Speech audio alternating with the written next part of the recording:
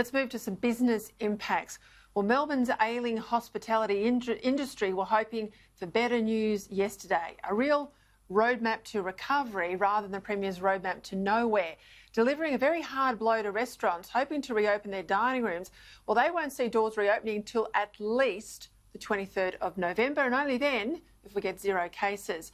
Restaurateur Chris Lucas owns restaurants including Chin Chin, Baby. He joins me now from Chin Chin in Melbourne.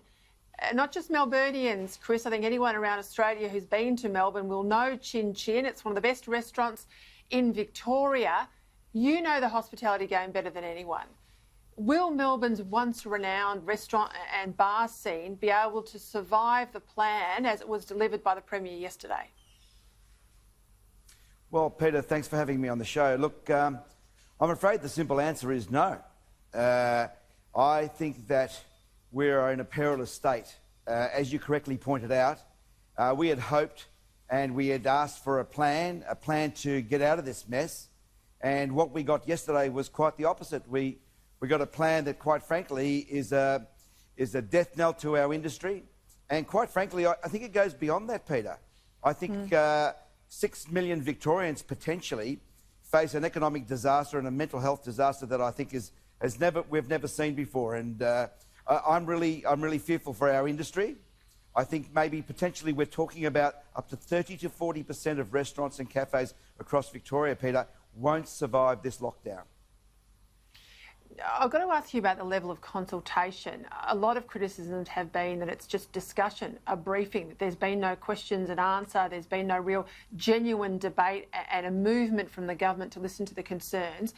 Do you feel heard by ministers in the government? Look, I mean, that's a very good question. And of course, I think this is the key problem, Peter. Andrews as his government seem to be running a one or two man show here where it's quite dictatorial and the conversations have all been one way. It's the conversations that we were supposedly we were hoping to have last week, where we'd been asked to provide input and have a genuine, honest, open dialogue, ended up being basically one-way conversations. The government had already made up its mind. They had decided on a plan, despite the fact that we raised serious questions about the validity of their plan. Just like the professor that you had on board a few minutes ago. We are restaurateurs, but it looks like the science community now and the medical community is rallying behind the fact that the Andrews government modelling and their data, their so-called data that they seem to be relying on, is seriously at question. And we demand some answers. What we want is some transparency here. And Andrews seems to think he can solve this situation on his own. Now, he's proven previously that he can't do that. He failed us as Victorians, and we're in this mess because of him and his incompetence of his government.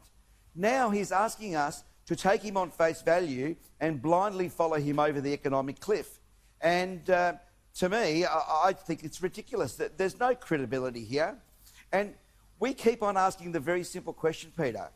Why can New South Wales seem to function reasonably effectively, having daily infections of somewhere between 10 and 15 and up to 20, and they're keeping their economy alive, and we seem to be stuck with this rigid, fearful campaign run by an autocratic Premier that has no intention, I don't believe, of genuinely having open and honest dialogue with the community and bringing us on board. He seems to be hell-bent to do it his way, and no one person can solve the complexity of the problems we're facing. You need industry behind you. We have proven over the last 6 months, Peter, that we can run our venues professionally. There's been not one single COVID outbreak anywhere in Victoria in the restaurant hospitality industry. So he needs to extend a level of trust to the professionals. We know our industry better than others. We run clean venues. That's part of our business. So we have compliance measures that are already ingrained in our way of doing business. So I say to Mr. Andrews, you need to trust us. You need to not constantly try and run these fear campaigns about third waves to try and support his autocratic plan, but to be more open. to be more conciliatory and work with industry experts, world-class virologists and epidemiologists who clearly are questioning the validity of his practices and his policies.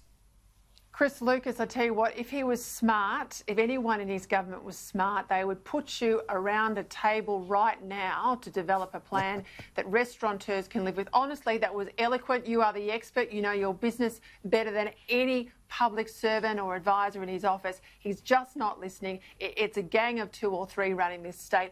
I despair for Melbourne's great restaurant scene. But by God, keep your voice loud. Let's hope we can get some change. Thank you, Chris Lucas, for your time.